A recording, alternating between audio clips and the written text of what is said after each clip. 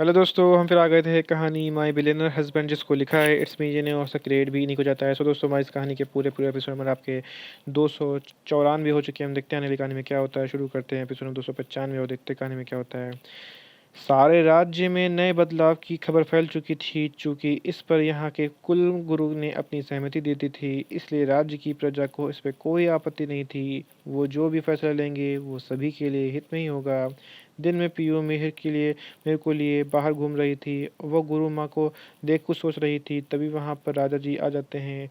राजा जी PU को कहीं खोया देख पूछते हैं, क्या सोच रही है हमारी राजकुमारी? पीयू राजा जी को देखकर, नाना जी, वो मैं गुरु माँ को देख रही थी। राजा जी ने, अच्छा, इतने ध्यान से पीयू, गुरु माँ की एज क्या होगी? राजा जी, यही कोई 150 साल के करीब होगी। पीयू का मुंह खुला का खुला रह जाता है। वो हकलाते हुए कहती है, 150 साल? ये गुरु माँ की सच में इतनी है? राजा जी को पीयू के ऐसे रिएक्शन की उम्मीद ही थी। वो हंसते हुए कहते हैं, मुझे पता था आप ऐसे ही देख करेंगी। आपको पता है भगवान जी हमारी उम्र नहीं, हमारे श्वास श्वास लिखते हैं। श्वास पूरे होते ही हमारा जीवन समाप्त हो जाता है। पीयू को सोचते हुए, इसका मतलब हमारी उम्र का? राजा जी, जी वो श्वास भगवान ने लिख दिए तो लिख दिए। अब ये हम पर है कि हम उनको कैसे खर्च करते हैं। अगर हम ब्रह्मचार्य का पालन करते हैं, हमारे वेदों के अनुसार जीवन व्यतीत करते हैं तो हमारा जीवन काफ़ी लंबा चलता है। वही अगर हम नशा करते हैं तो हमारी आयु कम हो जाती है। पीयू, इसका मतलब ये तो? राजी, यहाँ सिर्फ यही नहीं, काफ़ी लोग हैं जो इतना लंबा जीवन जी रहे हैं और वो भी एकदम हेल्दी। आपको कभी इतना आप कभी इनको ध्यान से देखना। ये हमारी तरह 1 मिनट में 16-17 सांस नहीं ले सकते, बल्कि 2-4 मिनट में एक सांस लेते हैं। पीयू को एक लंबा ओह ओह करती है। ये ज़्यादातर गुरुकुल में ही रहते हैं और वहाँ यही सब सिखाया जाता है। राजा जी अपने राज्य के बारे में पीयू को बताते हैं। पीयू बड़े ध्यान से उनकी बातें सुन रही थी। नाना जी, ये गुरुकुल में कौन पढ़ाता है? आई मीन आज के टाइम में ऐसे गुरुकुल? पीयू अपने मन में आए सवाल राजा जी से पूछती है। राजा जी पीयू को टहराते हुए गार्डन में आ जाते हैं। वहाँ पे गुरु जी और गुरु माँ ही मेन टीचर हैं। इनके नीचे 2 आचार्य और सन्यासी महिला हैं जो बच्चों को पढ़ाती हैं। पीयू बड़े ही इंटरेस्ट के साथ राजा जी से बात सुन रही थी। राजा जी पीयू की क्यूरियोसिटी देख उससे पूछते हैं, क्या आप गुरुकुल जाना चाहोगी? पीयू आंखों में चमक लिए राजा जी की ओर देखती है और पूछती है, क्या सच में मैं जा सकती हूँ देखने के लिए? राजा जी हाँ में सलाहते हैं। ये देख पीयू खुश हो जाती है। वह खुशी से चहकते हुए राजा जी को धन्यवाद कहती है और मेहर को लेके अंदर भाग जाती है। शाम को पीयू सभी को गुरुकुल के बारे में बताती है। गुरु माँ रानी माँ को अभिनव और शिल्पा दोनों की कुंडली गुरुकुल में ही लेने आने को कहा था, लेकिन आज जाना होगा। रानी माँ भी उनका आदेश मान लेती हैं। रानी माँ सभी को कल गुरुकुल जाने के लिए कहती हैं। कल सुबह ही हम गुरुकुल के लिए निकल जाएंगे। सभी सादे कपड़े पहनना। वहाँ पर एक हवन होगा और फिर युवराज अभिनव और शिल्पा के विवाह की तिथि भी तय की जाएगी। अभिनव और शिल्पा दोनों अलग अलग रूम में अलॉट कर दिए गए थे। पीयू शिल्पा के पास आके उससे मदद लेते पूछती है, और क्या हाल चाल है मेरे होने वाली भाभी जी? शिल्पा भाभी सुन ब्लश करने लगती है। वह ये देख पीयू फिर से स्टार्ट हो जाती है, आय हाय, blushing and all, not bad not bad. वैसे कैसा लग रहा है? कल आपकी शादी की डेट फाइनल होने वाली है।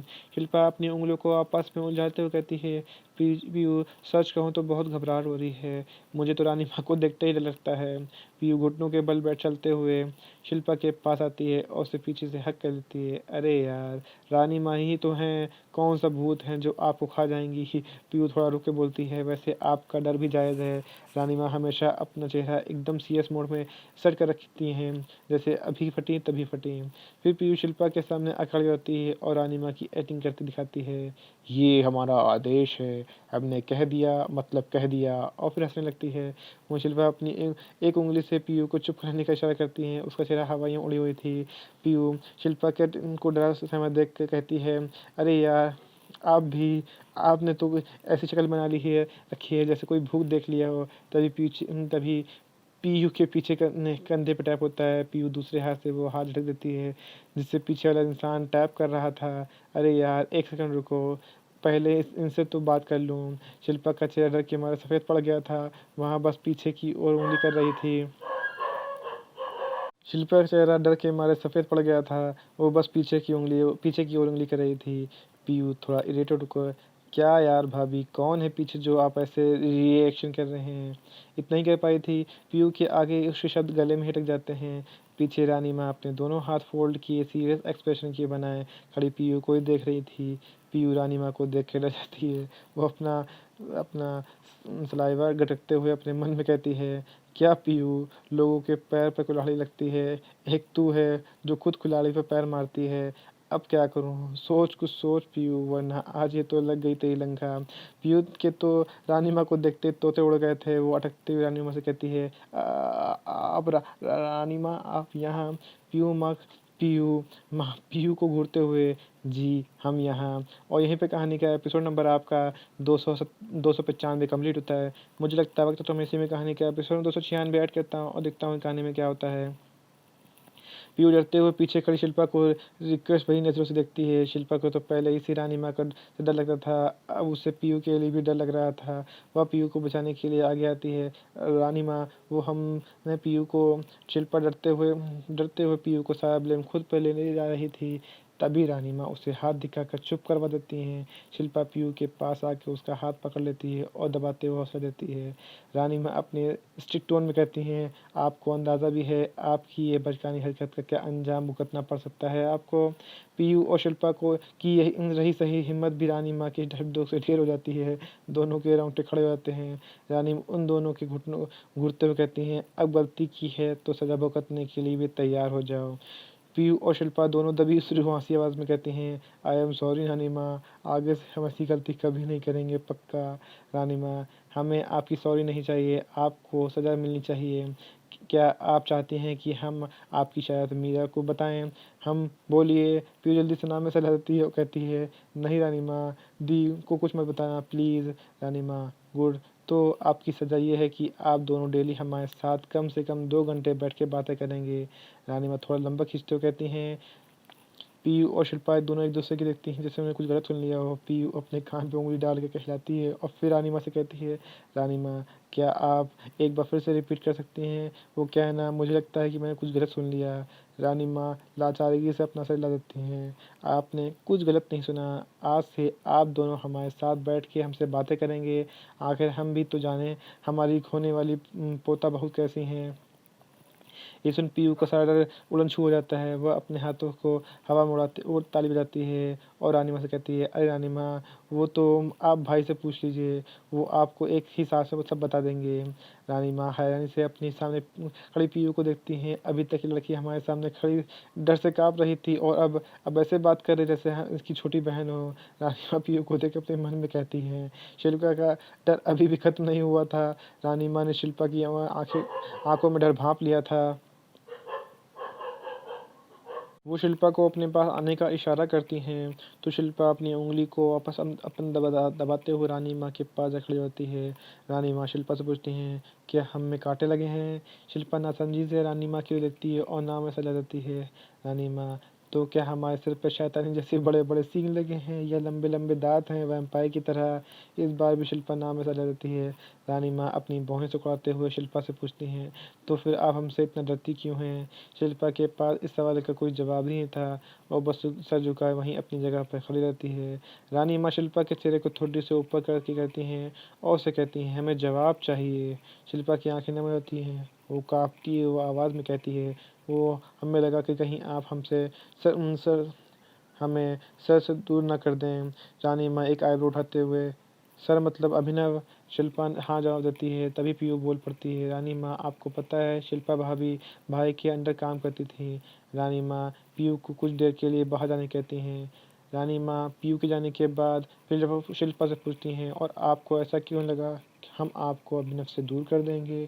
शिल्पा डरते हुए, क्योंकि हम अनाथ हैं और ना ही हम आपकी तरह अमीर। शिल्पा को डर से पूरी तरह काँप रही थी। रानी माँ आगे बढ़ते हुए शिल्पा को गले लगाती है और उसे शांत करवाते हुए कहती हैं, किसने कहा आप अनाथ हैं? हाँ बताइए, यहाँ आपका हम सब परिवार हैं आपका। रानी माँ की बात सुनकर शिल्पा का और रोना बढ़ जाता है।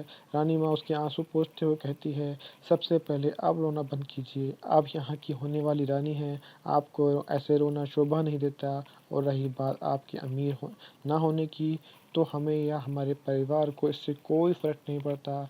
हम हमारे पोते के लिए एक जीवन साथी चाहते हैं, ना कि कोई ऐसा छापने वाली पैसा छापने की मशीन, समझिए आप। शिल्पा का रोना काफ़ी हद तक कम हो चुका था, वो बस सिसक रही थी। रानी माँ उसे बैठ बैठती हैं और खुद भी उसके पास बैठती हैं। आज के बाद ये विचार आपके मन में कभी नहीं आना चाहिए। आपने अभिनव से तब प्यार किया जब उसके पास ये सब नहीं था, है ना? शिल्पा ने हामी भरती है। रानी माँ, अच्छा ये बताइए आप, अगर कल को अभिनव के पास ये सब नहीं होगा तो क्या आप उसे छोड़ देंगी? शिल्पा नाम में गर्दन हिलाती है। रानी माँ एक बार मुस्कान के साथ शिल्पा के सर पे हाथ रखती हैं और प्यार से कहती हैं, बस हमें यही चाहिए था। आप और अभिनव दोनों एक दूसरे के साथ बहुत अच्छे लगते हैं। आप अब आराम कर लीजिए, कल गुरुकुल भी चलना है, वहीं आपकी कुंडली मिलाई जाएगी। शिल्पा थोड़ी मायूस होकर, रानी माँ हमारे पास तो कुंडली ही नहीं है। रानी माँ, कोई बात नहीं, गुरुजी सब संभाल लेंगे, आप टेंशन ना लें।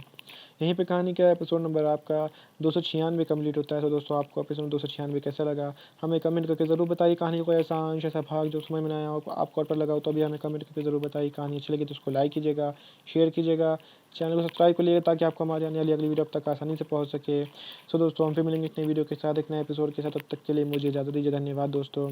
तो दोस्तों,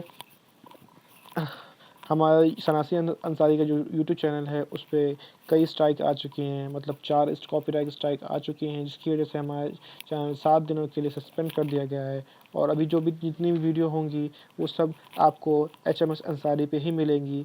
मैं आपसे माफ़ी चाहता हूँ कि आपको इतनी प्रॉब्लम हो रही है, एक जगह से दूसरी जगह आपको शिफ्ट करने में प्रॉब्लम हो रही है, पर मैं अब उसमें कोई भी वीडियो एडिट भी नहीं कर पा रहा हूँ, नॉर्मल वीडियो भी नहीं एडिट नहीं कर पा रहा हूँ, ना कोई लेटेस्ट वीडियो अब डाल पा रहा हूँ। जो भी चीज़ होगी अब यहीं पे होगी। अगर आपके पास कोई भी स्टोरी है तो हमसे कह सकते हैं, मैं इस चैनल पे स्टोरी डालूँगा और उस स्टोरी पे मेरी ट्रांसलेटेड स्टोरी ही चलेगी कुछ दिन तक, उसके बाद ही कुछ हो पाएगा। सो दोस्तों, हम फिर मिलेंगे, तब तक के लिए मुझे इजाज़त दीजिए। धन्यवाद दोस्तों।